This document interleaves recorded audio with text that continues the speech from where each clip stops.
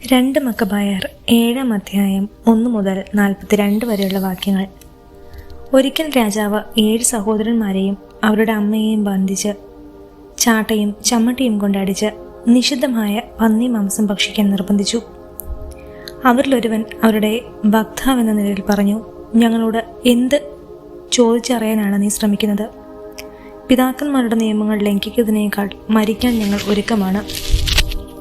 ഇത് കേട്ട് രാജാവ് കോപാവേശം പൂണ്ട് വറച്ചട്ടികളും കുട്ടകളും പഴുപ്പിക്കാൻ ആജ്ഞാപിച്ചു. ഉടനെ അവർ അങ്ങനെ ചെയ്തു. സഹോദരന്മാരും അമ്മയും കൺകെ അവരുടെ വക്താവിൻ്റെ നാവും കൈകാലുകളും ഛേദിക്കാൻ ശിരസിലെ ചർമ്മം ഉരിയാനും രാജാവ് ഉത്തരവിട്ടു. അങ്ങനെ അവൻ തീർത്തും നിസ്സഹായനായപ്പോൾ അവനെ ജീവനോടെ വറച്ചട്ടിയിൽ ചൊരിക്കാൻ രാജാവ് വീണ്ടും കൽപ്പിച്ചു. ചട്ടിയിൽ നിന്ന് പുക ഉയർന്നു. മറ്റ് സഹോദരന്മാരും അമ്മയും ശ്രേഷ്ഠമായ മരണം വരിക്കാൻ പരസ്പരം ധൈര്യം പകർന്നുകൊണ്ട് പറഞ്ഞു, അവിടത്തേക്ക് തൻ ദാസരുടെ മേൽ കരുണ തോന്നും എന്ന് പാടി മോശ ജനങ്ങൾക്ക് മുമ്പിൽ സാക്ഷ്യം നൽകിയതുപോലെ ദൈവമായ കർത്താവ് നമ്മെ കടാക്ഷിക്കുകയും നമുക്ക് നേരെ സത്യമായും കരുണ കാണിക്കുകയും ചെയ്യുന്നു. മൂത്ത സഹോദരൻ ഈ വിധം മരിച്ചു കഴിഞ്ഞപ്പോൾ രണ്ടാമനെ അവർ തങ്ങളുടെ ക്രൂര വിനോദത്തിന് മുൻപോട്ട് കൊണ്ടുവന്നു. അവരുടെ ശിരസിലെ ചർമ്മം മുടിയോടുകൂടെ ഉരിഞ്ഞതിനു ശേഷം അവർ ചോദിച്ചു, നീ ഭക്ഷിക്കുമോ അതോ പ്രത്യേകം പീഡ ഏൽക്കണമോ? തൻ്റെ പിതാക്കന്മാരുടെ ഭാഷയിൽ അവൻ തർപ്പിച്ചു പറഞ്ഞു, ഇല്ല. അങ്ങനെ മൂത്ത സഹോദരനെ പോലെ അവനും പീഡനമേറ്റു. അന്ത്യശ്വാസം വലിക്കുമ്പോൾ അവൻ പറഞ്ഞു, ശപിക്കപ്പെട്ട നീച, ഈ ജീവിതത്തിൽ നീ ഞങ്ങളെ പുറത്താക്കുന്നു. എന്നാൽ പ്രപഞ്ചത്തിൻ്റെ അധിപൻ ഞങ്ങളെ അനശ്വരമായ നവജീവിതത്തിലേക്ക് ഉയർപ്പിക്കും. അവിടുത്തെ നിയമങ്ങൾക്ക് വേണ്ടിയാണ് ഞങ്ങൾ മരിക്കുന്നത്. പിന്നീട് മൂന്നാമൻ അവരുടെ വിനോദത്തിന് ഇരയായി. അവർ ആവശ്യപ്പെട്ട ഉടനെ അവൻ സധൈര്യം കൈകളും നാവും നീട്ടിക്കൊടുത്ത് അഭിമാനപൂർവ്വം പറഞ്ഞു, ഇവ എനിക്ക് ദൈവം തന്നാണ്. അവിടുത്തെ നിയമങ്ങൾക്ക് വേണ്ടി ഞാൻ അവയെ തുച്ഛമായി കരുതുന്നു. അവിടുന്ന് അവ തിരിച്ചു തരുമെന്ന് എനിക്ക് പ്രത്യാശയുണ്ട്. രാജാവും കൂട്ടരും യുവാവിൻ്റെ ധീരതയിൽ ആശ്ചര്യപ്പെട്ടു. കാരണം അവൻ തൻ്റെ പീഡകൾ നിസ്സാരമായി കരുതി. അവനും മരിച്ചപ്പോൾ അവർ നാലാമനെ ആ വിധം തന്നെ നീചമായി പീഡിപ്പിച്ചു. മരണത്തോടടുത്തപ്പോൾ അവൻ പറഞ്ഞു, പുനരുദ്ധാനത്തെക്കുറിച്ച് ദൈവം നൽകുന്ന പ്രത്യാശ പുലർത്തിക്കൊണ്ട് മനുഷ്യവർഗങ്ങളിൽ നിന്ന് മരണം വരിക്കുന്നത് ഉത്തമമാണ്. എന്നാൽ നിങ്ങൾക്ക് പുനരുദ്ധാനമില്ല, പുതിയ ജീവിതവുമില്ല. അടുത്തതായി അവർ അഞ്ചാമനെ പിടിച്ച് മർദ്ദനം ആരംഭിച്ചു. അവൻ രാജാവിനെ നോക്കി പറഞ്ഞു, മർദ്ദനെങ്കിലും മറ്റുള്ളവരുടെ മേലുള്ള അധികാരം നിമിത്തം നിനക്ക് തോന്നുന്നത് നീ ചെയ്യുന്നു. എന്നാൽ ദൈവം ഞങ്ങളുടെ ജനത്തെ പരിത്യജിച്ചെന്ന് വിചാരിക്കരുത്.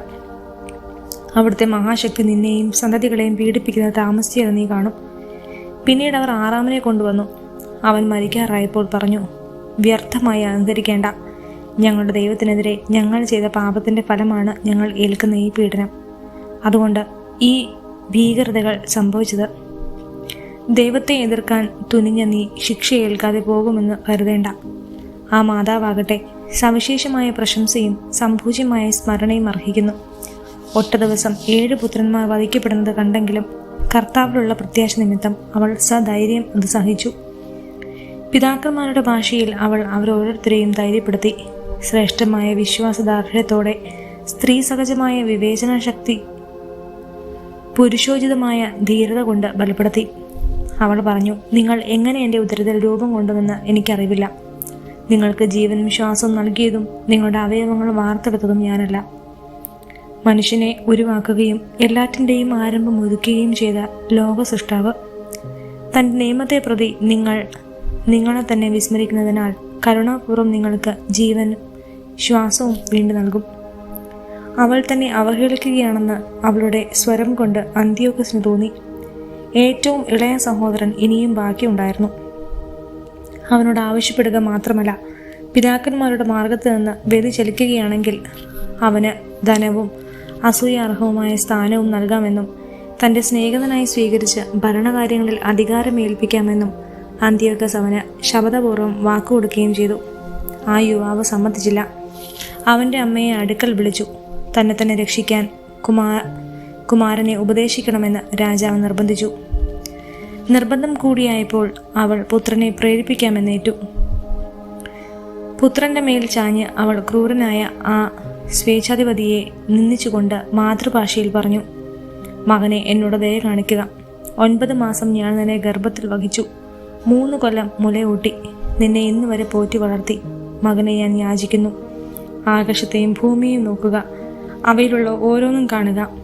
ഉണ്ടായിരുന്നവയിൽ നിന്നല്ല ദൈവം അവയെ സൃഷ്ടിച്ചതെന്ന് മനസ്സിലാക്കുക. മനുഷ്യരും അതുപോലെയാണ് സൃഷ്ടിക്കപ്പെട്ടത്. ഈ കശാപ്പുകാരനെ ഭയപ്പെടേണ്ട. സഹോദരന്മാർക്ക് യോജിച്ചവനാണ് നീ എന്ന് തെളിയിക്കുക. മരണം വരിക്കുക. ദൈവകൃപയാൽ നിന്റെ സഹോദരന്മാരോടൊത്ത് എനിക്ക് നിന്നെ വീണ്ടും ലഭിക്കാനിടയാവട്ടെ.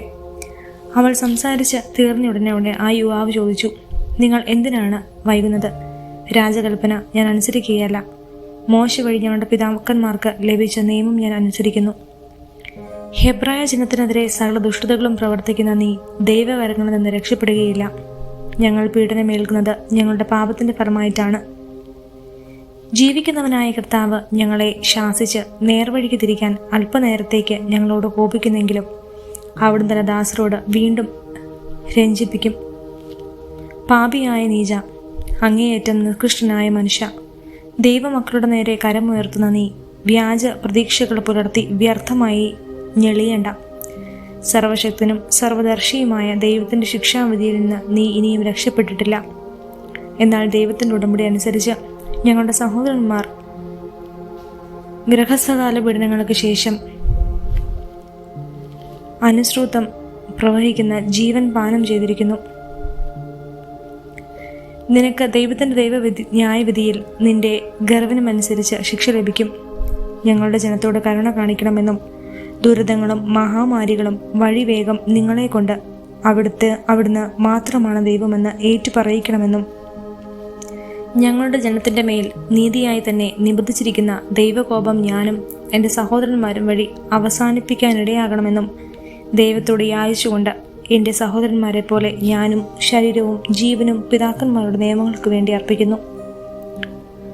അവൻ്റെ നിന്നയാൽ കോപാവേശം പൂണ്ട രാജാവ് മറ്റുള്ളവരുടേതിനേക്കാൾ ക്രൂരമായി അവനോട് വർദ്ധിച്ചു. അവൻ തൻ്റെ പ്രത്യാശ മുഴുവൻ കർത്താവിൽ അർപ്പിച്ചുകൊണ്ട് മാലിന്യമേൽക്കാതെ മരിച്ചു. പുത്രന്മാർക്ക് ശേഷം അവസാനം മാതാവ് മരിച്ചു. ബലിവസ്തുക്കളുടെ ഭോജനത്തെയും ക്രൂരപീഡനങ്ങളെയും സംബന്ധിച്ച ഇത്രയും മതി.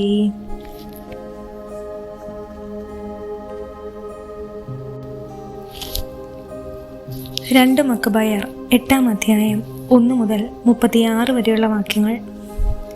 മക്കബേയൂസ് എന്നുകൂടി വിളിക്കപ്പെടുന്ന യൂദാസ് തൻ്റെ സ്നേഹിതന്മാരുടെ കൂടെ ആരും അറിയാതെ ഗ്രാമങ്ങളിൽ പ്രവേശിച്ച് ചാർച്ചക്കാരെയും യഹൂദ വിശ്വാസത്തിൽ തുടർന്നു പോകുന്നവരെയും വിളിച്ചുകൂട്ടി 6000-ഓളം പേരുടെ ഒരു സൈന്യമുണ്ടാക്കി.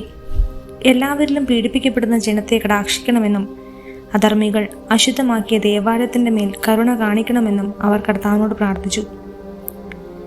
നശിച്ച് നിലം പതിക്കാനായിരുന്ന നഗരത്തോട് ദയ തോന്നണമെന്നും കർത്താവിലേക്ക് വരുന്ന രക്തത്തിൻ്റെ നിലവിളി ശ്രവിക്കണമെന്നും നിഷ്കളങ്കരായ പൈതങ്ങളുടെ ക്രൂര വധവും അവിടുത്തെ നാമമെതിരായി ദൂഷണവും അനുസ്മരിക്കണമെന്നും തിന്മയോടുള്ള അവിടുത്തെ വിദ്വേഷം തെളിയിക്കണമെന്നും അവർ തുടർന്ന് പ്രാർത്ഥിച്ചു. മക്കബയോസ് സൈന്യം ശേഖരിച്ചതോടെ വിജാതിയർക്ക് അജയനായി കഴിഞ്ഞു. കാരണം കർത്താവിൻ്റെ കോപം കരുണയായി മാറിയിരുന്നു. മുന്നറിയിപ്പ് കൂടാതെ അവൻ പട്ടണങ്ങളിലും ഗ്രാമങ്ങളിലും കടന്നു ചെന്ന് അവ അഗ്നിക്കിരയാക്കി. തന്ത്രപ്രധാനങ്ങളായ സ്ഥലങ്ങൾ പിടിച്ചടക്കി ഒട്ടേറെ ശത്രുക്കളെ തുരത്തി ഓടിച്ചു. രാത്രികാലമാണ് ഇത്തരം പ്രവർത്തനങ്ങൾക്ക് ഏറ്റവും അനുകൂലമായി അവൻ കണ്ടത്. അവൻ്റെ വീരപരാക്രമങ്ങൾ എവിടെയും സംസാര വിഷയമായി. യൂദാസ് മേൽക്കുമേൽ ശക്തി പ്രാപിച്ച് മുന്നേറുന്നത് മനസ്സിലാക്കിയ ഫിലിപ്പ് രാജപക്ഷത്തേക്ക് സഹായം അഭ്യർത്ഥിച്ചുകൊണ്ട് ദക്ഷിണ സിറിയയുടെയും ഫെനീഷ്യയുടെയും ഭരണാധിപനായ ഡോളമിക്ക് കത്തെഴുതി. യഹൂദ വംശത്തെ ഉന്മൂലനം ചെയ്യാൻ ഡോളമി ഉടനെ നിക്കാനോറിനെ നിയോഗിച്ചു. അവൻ പത്രുക്ലാസിൻ്റെ പുത്രനും രാജാവിൻ്റെ മുഖ്യമിത്രങ്ങളിലൊരുവനുമായിരുന്നു. വിവിധ രാജ്യക്കാരായ 20,000 പേരും പടയാളികളെയും പട്ടാള സേനത്തിൽ പരിചയസമ്പന്നരും സൈന്യാധിപനുമായ ഗോർജിയാസിനെയും ടോളമി അവനോടുകൂടി അയച്ചു. കപ്പമായി റോമാക്കാർക്ക് കൊടുക്കേണ്ടിയിരുന്ന 2000 താലന്ത് യുദ്ധ തടവുകാരായ യഹൂദരെ അടിമകളായി വിറ്റ് ശേഖരിക്കാൻ നിക്കാനോർ തീരുമാനിച്ചു. ഒരു താലന്തിന് യഹൂദരായ 90 അടിമകൾ വിൽക്കപ്പെടണമെന്ന് അവൻ തീരദേശ നഗരങ്ങളിൽ ആളെ അയച്ച് പരസ്യപ്പെടുത്തി. സർവശക്തന്റെ ശിക്ഷാവധി തൻ്റെ മേൽ പതിക്കാറായെന്ന് അവൻ അറിഞ്ഞില്ല. നിക്കനേറിൻ്റെ പടയേറ്റത്തെക്കുറിച്ച് അറിവ് കിട്ടിയ ഉടനെ യൂദാസ് അനുയായികളെ വിവരം ധരിപ്പിച്ചു. അവരിൽ ധീരുക്കളും ദൈവത്തിൻ്റെ നീതി നിർവഹണത്തിൽ പ്രത്യാശയില്ലാത്തവരുമായവർ പലായനം ചെയ്തു.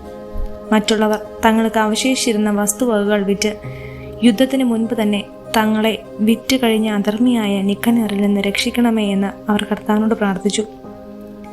തങ്ങളെ പ്രതിയല്ലെങ്കിലും കർത്താവ് പിതാക്കന്മാരോട് ചെയ്ത ഉടമ്പടിയും തങ്ങൾ ധരിക്കുന്ന അവിടുത്തെ വിശുദ്ധവും മഹനീയവുമായ നാമവും ഓർത്തെങ്കിലും ഇത് ചെയ്യണമെന്ന് അവർ പ്രാർത്ഥിച്ചു. മക്കബയോസ് 6000-ഓളം വരുന്നതിൻ്റെ സൈന്യത്തെ വിളിച്ചുകൂട്ടി ശത്രുക്കളെ ഭയപ്പെടുകയോ തങ്ങൾക്കെതിരെ ദുരുദ്ദേശത്തോടെ വരുന്ന വിജാതിയരുടെ സൈന്യ ബാഹുല്യം കണ്ട് പരിഭ്രമിക്കുകയോ ചെയ്യരുതെന്നും വിജാതിയർ വിശുദ്ധ സ്ഥലത്തെ കഠിനമായി അവഹേളിച്ചതും നിന്ദമായ നഗരത്തെ പീഡിപ്പിച്ചതും തങ്ങളുടെ പരമ്പരാഗതമായ ആചാരാനുഷ്ഠാനങ്ങളെ തകിടം മറിച്ചും ഓർത്തുകൊണ്ട് ധൈര്യപൂർവ്വം പോരാടണമെന്നും അവരെ ഉപദേശിച്ചു. അവൻ വീണ്ടും പറഞ്ഞു, അവർ ആയുധത്തിലും സാഹസകൃത്യങ്ങളിലും ആശ്രയിക്കുന്നു. നമുക്കെതിരെ വരുന്ന ശത്രുക്കളെയും ലോകം മുഴുവനെ തന്നെയും അങ്കുലീകരണ ചലനം കൊണ്ട് തറ പറ്റിക്കാൻ കഴിയുന്ന സർവശക്തനായ ദൈവത്തിലാണ് നമ്മുടെ പ്രത്യാശ. ദൈവം തങ്ങളുടെ പൂർവികരെ തുണച്ച സന്ദർഭങ്ങളെയും യൂദാസ് പരാമർശിച്ചു. സെന്നാകരീബിന്റെ കാലത്ത് ശത്രുക്കളിൽ 1,80,000 പേർ കൊല്ലപ്പെട്ടു. ബാബിലോണിൽ വെച്ച് ഗലാത്യരുമായി ഉണ്ടായ യുദ്ധത്തിൽ മക്കദോനിയ 4,000 പേർ ഉൾപ്പെടെ 8,000 പേരടങ്ങുന്ന യഹൂദ സൈന്യം അണിനിരന്നു. മക്കദോനിയക്കാർ ആക്രമണം ശക്തമായപ്പോൾ ഉന്നതത്തിൽ നിന്ന് ലഭിച്ച സഹായത്തിൽ അവർ 1,80,000 പേരെ വധിച്ചു. ധാരാളം കൊള്ള മുതൽ കരസ്ഥമാക്കി. യൂദാസിന്റെ വാക്കുകൾ സൈന്യത്തിന് ധൈര്യം പകർന്നു. തങ്ങളുടെ നിയമത്തിനും രാജ്യത്തിനും വേണ്ടി മരിക്കാൻ അവർ സന്നദ്ധരായി. അവൻ സൈന്യത്തെ 4 ഗണമായി തിരിച്ചു.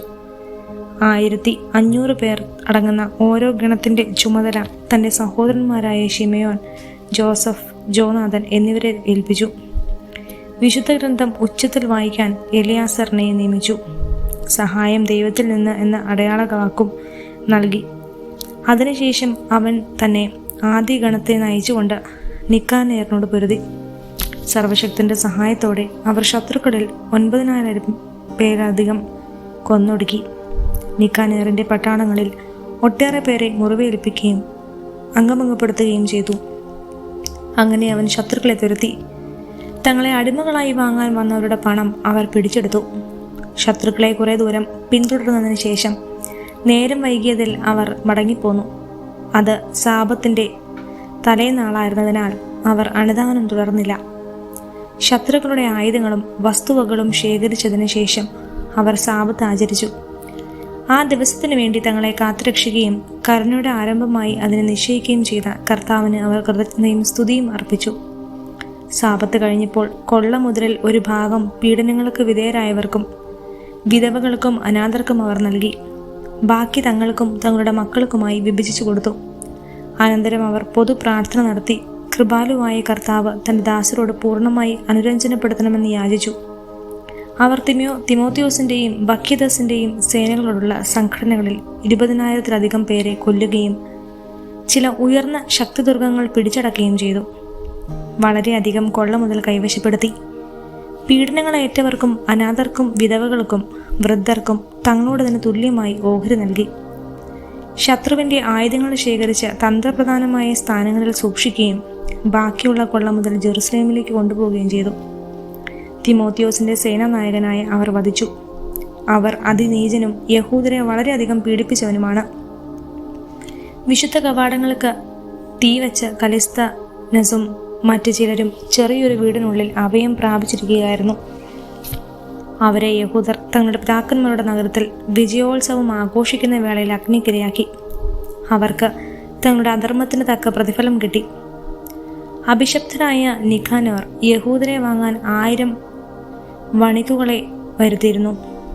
എന്നാൽ താൻ പുച്ഛിച്ചു തള്ളിയ യഹൂദർ തന്നെ കർത്താവിൻ്റെ സഹായത്താൽ അവനെ പരാജിതനാക്കി. സ്ഥാനവസ്ത്രങ്ങൾ അഴിച്ചുമാറ്റി ഒളിച്ചോടുന്ന അടിമയെപ്പോലെ പലായനം ചെയ്ത് അവർ അന്ത്യോക്യയിലെത്തി. സ്വന്തം സൈന്യത്തെ നശിപ്പിക്കുന്നതിൽ മാത്രമേ അവൻ വിജയിച്ചുള്ളൂ. ജെറുസലേം ജനതയെ അടിമകളാക്കി റോമാക്കാർക്ക് കൊടുക്കാനുള്ള കപ്പം ശേഖരിക്കണമെന്ന് ഏറ്റിടുന്ന അവൻ യഹൂദർക്ക് ഒരു സംരക്ഷകനുണ്ടെന്നും അവിടുത്തെ നിയമം അനുസരിക്കുന്നതിനാൽ അവർ അജയരാണെന്നും ഏറ്റുപറഞ്ഞു.